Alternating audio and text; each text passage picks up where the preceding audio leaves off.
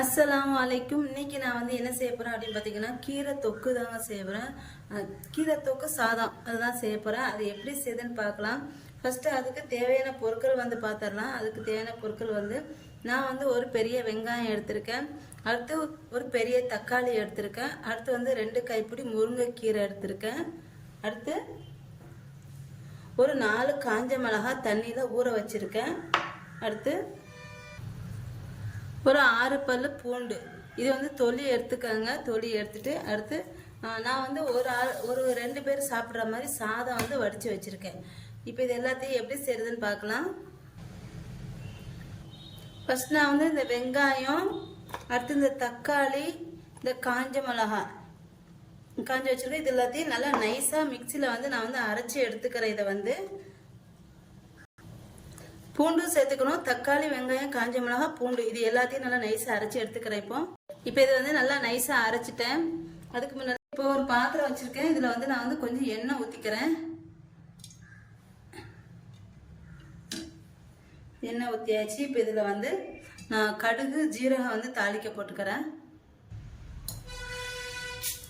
கடுகு, அடுத்து வந்து ஜீரகம் ஒரு 1/4 ஸ்பூன், அரை ஸ்பூன் ஜீரகம், ஒரு ஸ்பூன் கடுகு போட்டிருக்கேன். இப்போ தாளிச்சதுக்கப்புறம் இது பொரிஞ்சதும் ஒரு சின்ன துண்டு வெங்காயம் பொடியை நறுக்கி வச்சுருக்கேன். அதையும் சேர்த்துக்கிறேன். பாருங்க, இவ்வளோண்டு தான், ஒரு 2 ஸ்பூன் வெங்காயம். இது பொரிஞ்சதுக்கப்புறம் இதை வந்து சேர்த்துடலாம். அடுத்து கொஞ்சம் கருவேப்பிலை, 2 கருவேப்பிலை சேர்த்துக்கிறேன். வெங்காயம் வந்து பொரிஞ்சிச்சு. இதில் வந்து ஒரு அரை ஸ்பூன் மிளகுத்தூள் வந்து சேர்த்துக்கிறேன். எண்ணெயில் சேர்த்துட்டு அடுத்து வந்து ஒரு 1/4 ஸ்பூன் மஞ்சள் தூள், 1/4 ஸ்பூன் மஞ்சள் தூள் சேர்த்துக்கிறேன். அடுத்து இதில் வந்து நான் அரைச்சி வச்சிருக்க அந்த தக்காளி, வெங்காயம், பூண்டு இருக்கிற அந்த பேஸ்ட்டை வந்து ஊற்றிக்கிறேன். இது நல்ல பச்சை வாசனை போக நல்லா கொதிக்கணும். இது வந்து பச்சை வாசனை போக நல்லா கொதிச்சதுக்கப்புறம் இதில் வந்து கீரையை வந்து போட்டுக்கலாம். அடுத்து இப்போ இதில் தேவையான அளவு உப்பு வந்து போட்டுக்கிறேன். நான் சாதத்துலேயும் கொஞ்சம் உப்பு போட்டிருக்கேன். அதனால கொஞ்சம் கம்மியாக வந்து நான் வந்து இதில் போட்டுக்கிறேன்.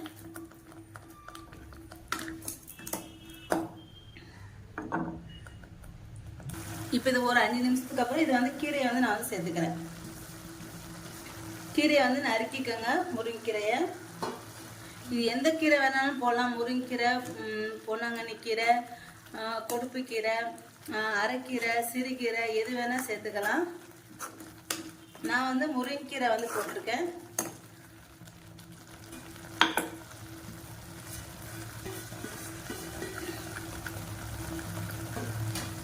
அதனால கீரை வந்து நல்ல வெந்துருச்சு. அதாவது 3/4 பதம் தான் வேகணும். கீரையை வந்து ஃபுல்லாக நல்லா வேக விடக்கூடாது. இப்போ இதில் வந்து நான் வந்து சாதத்தை வந்து போட்டுறேன்.